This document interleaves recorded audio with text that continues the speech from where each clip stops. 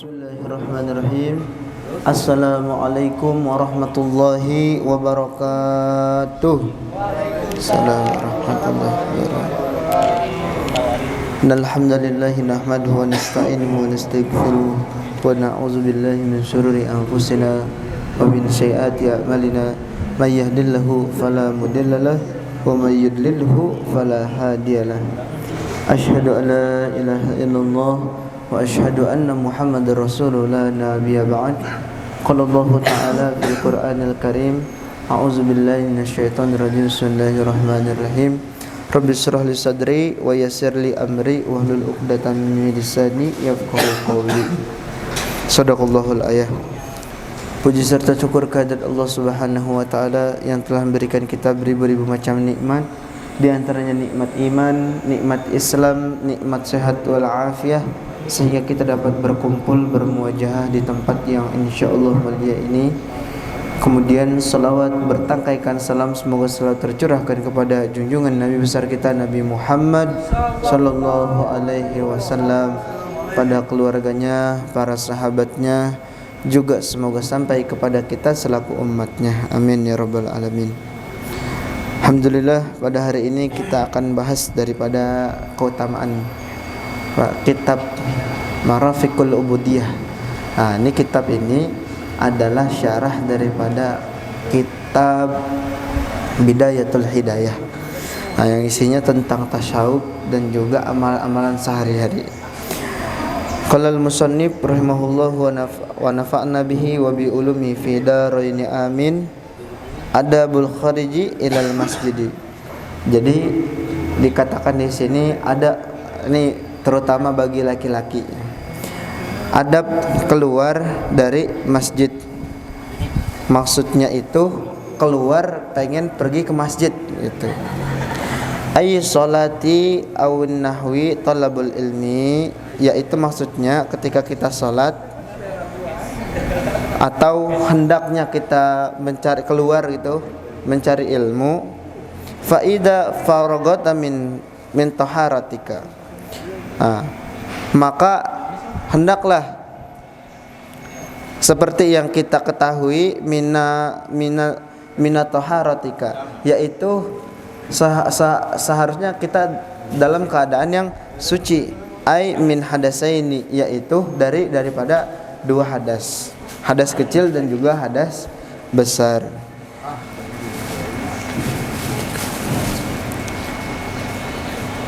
Faslun fi baitika raq'ataini as-subhi. Nah, makanya ini kita katakan di sini, yaitu ketika kita hendak nih subuh mau keluar, Nabi mengajarkan kita salat apa? Salatul fajri. Tuh.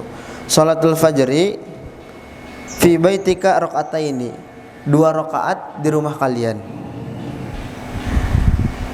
As-sabawi in kana fajri qad tala'a, apabila nih fajar udah datang. Jadi pengertian di sini fajar itu bukan fajar ente. Fajar itu bukannya siang, tapi dalam artian itu bukan pagi. Fajar itu dalam bahasa Arab itu waktu subuh. Tuh, fajar itu waktu subuh.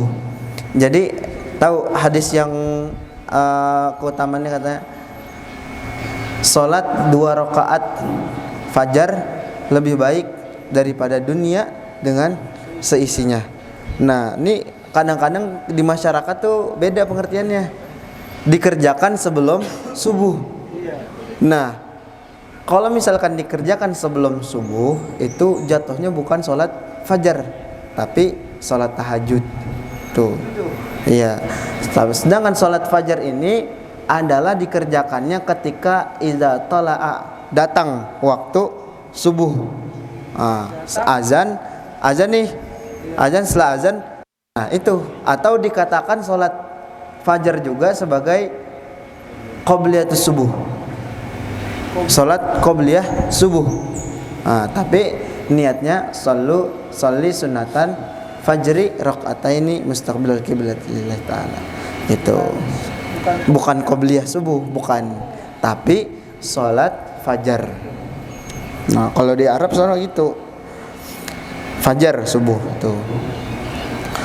Waqra fiha suratul kafirun.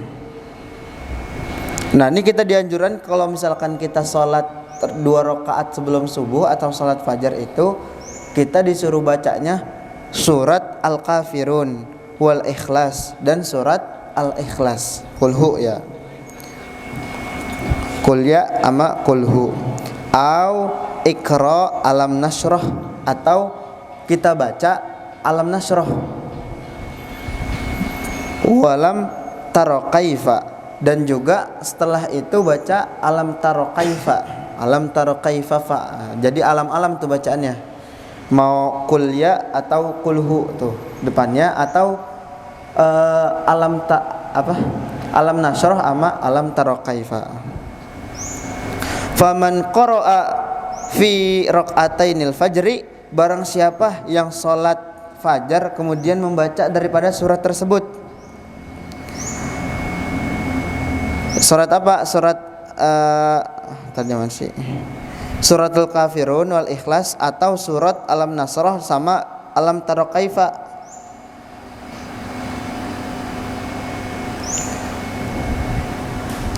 Qasirat anhu yadukul li umuruhu walam. Jadi katanya kalau misalkan orang yang baca surat itu, niscaya orang tersebut dijamin oleh Allah Subhanahu wa taala dari gangguan qasirat anhu, orang yang dipendekin tuh, orang yang mau gangguin dia lah, ibarat kata begitu. Jadi dijamin sama Allah. Maksudnya dijamin itu dijamin keselamatannya. Nah, ya, yang hadis kita dengar itu kan kebanyakan katanya lebih baik dari dunia wa ma fiha. Tapi sebenarnya yaitu terbebas daripada gangguan tangan jahat manusia. Mau itu santet kayak, mau itu guna-guna gitu. Ketika kita melaksanakan sholat fajar itu tadi terbebas daripada gangguan manusia yang dari guna-gunanya, dari kejahilannya dan sebagainya gitu. Atau misalnya nih ada nih di pasar gitu, HP sini, HP dompet sini, duit sini, hipnotis.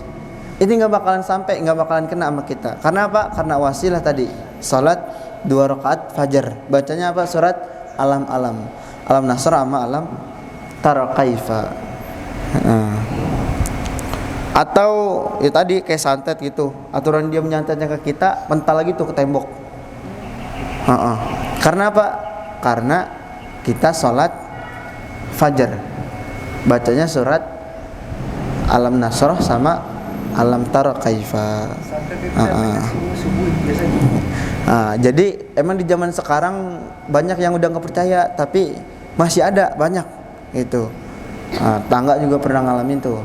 Dia jualan berasnya baru belanja sebulan udah pada kuning, banyak batunya, banyak kutunya. Ternyata 7 langkah ke depan di India ada boneka-bonekaan tuh, gituan gitu. Iya, ibarat kata ituan lah, santet lah gitulah, yang guna-guna gitu. Tapi bagi orang yang melaksanakan sholat ini atau sholat fajar, niscaya Allah jaga tuh. Allah pendekin tangannya tuh. Maksudnya Allah pendekin, jadi Allah jamin. Nah, ketika Allah sudah menjamin makhluknya, maka yang maksa atau yang mau melakukan itu, maka Allah sendiri nanti yang balas gitu. Jadi jangan kita polos banget gitu, nggak punya amalan, nggak punya benteng, ibarat kata polos dalam kata artian nggak ada perisai lah gitu.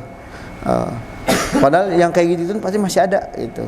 Nah, itu kita bentengin kita dengan apa? Dengan sholatul fajar. Sholat fajar itu sholat 2 rakaat sebelum fajar. Nah, ini memang di dalam hadis itu Nabi melaksanakannya di rumah. Ini Wahabi makanya debat gitu. Debatnya itu apa? Ente ngelakuin sholat fajar di masjid gitu. Kan Nabi ngelakuinnya di rumah. Tapi kita sebagai orang yang fajar gitu ya, lihat dulu asbabul wurud. Kalau Al-Quran itu asbabun nuzul, Tapi kalau hadis itu asbabul wurud.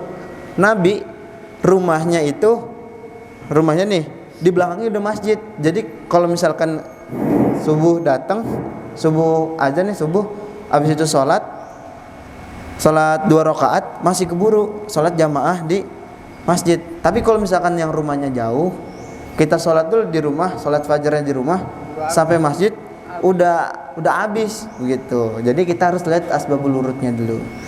Maksudnya banyak orang yang katanya sholat fajar mah di rumah, kalau misalkan di masjid mah kagak ada pahalanya. Enggak.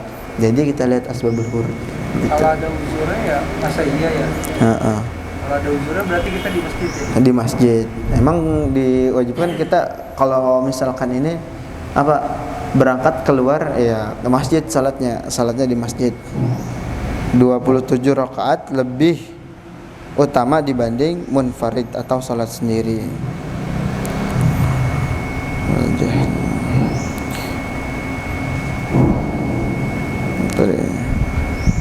Walam yaj'al lahum alaihi sabila wa hada sabahum mahjubun bila syakkin hada nafaqal bari.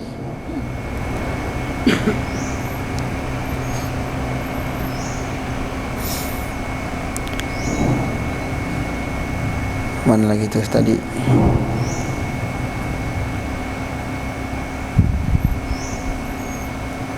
Bagaimana hukumnya sholat fajar itu dilakukan setelah sholat subuh? Sedangkan setelah sholat subuh kan kita udah nggak boleh sholat subuh. Benar. Jadi memang di situ ada sesuatu yang dibolehkan lah.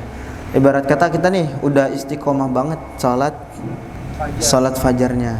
Itu suatu ketika kita datang ke masjid ternyata udah mulain sholat subuhnya. Otomatis kan kita mendahulukan ya udah jamaah subuh. Tapi nggak boleh ya, kita menghindarilah gitu. Habis sholat subuh kita mengkodok, bisa dikodok. Sholat fajarnya bisa dikodok, tapi mengkodoknya jangan di masjid, di rumah baik kalau bisa mah. Karena apa? Menjadi pertanyaan bagi orang-orang. Perdebatan, ya.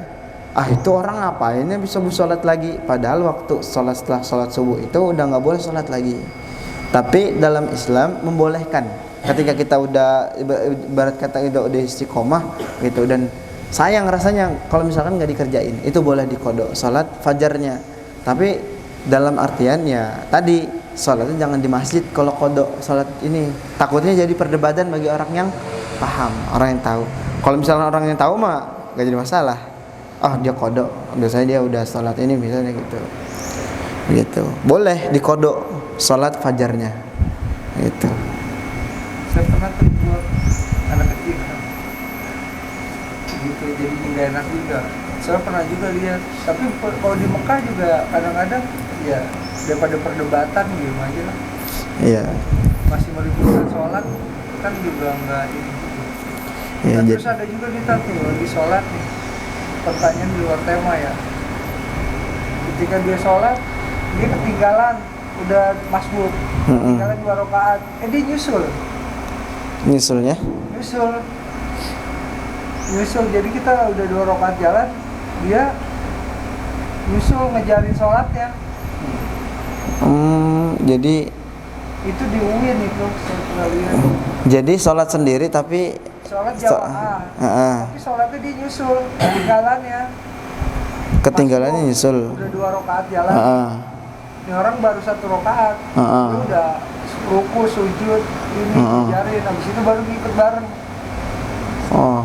Enggak. Kalau masbuk ya tetap masbuk ikut imam itu. Kita mau negor nih agama kita sendiri. Kalau di UIN itu kan bermacam-macam aliran. Iya, cuma memang secara mazhab Imam Syafi'i kalau misalkan secara konteks salat ya gitu. Ya kalau misalkan kita kayak gitu mah ya dia salat apa itu emang salat? Kita wajib negor nggak sih, wajib nanya nggak sih kalau kayak gitu? Iya. Ya tanya, boleh nanya dalam artian, tapi jangan sampai ya tadi berdebatan atau menyakiti hati dia nanya dalam keadaan yang baik lah gitu, jangan sampai dia tersinggung ataupun takutnya kan gini, dia melakukan sesuatu yang kita tuh belum sampai ilmunya gitu, tapi dia udah dapat ilmunya gitu, takutnya di situ doang gitu. Dan kalaupun memang dia itu salah gitu, kita membenarkannya dengan cara yang baik gitu, tidak mempermalukannya di depan umum, atau kita secara ngobrol biasa lah gitu, yang sifatnya sharing gitu. Ya memang kalau masalah sholat itu memang agak berat ya, karena memang hadisnya itu shollu kama ra'aitumuni sholli, sholatlah kalian sebagaimana kalian melihat aku sholat gitu. Dan ulama di situ banyak sekali perbedaan daripada rukun-rukun gerak-gerakan sholat. Ada yang begini, ada yang nggak pakai, ketika takbiratul ihram nggak sodakop tangannya, itu langsung. Ada yang pakai sodakop gitu. Nah, karena memang masing-masing dilihat begitu. Nah kalau begitu, tapi itu banget itu apa nih ya, melenceng banget kayaknya. Kalau sampai digulung-gulung Allah Akbar, melenceng banget kayaknya gitu.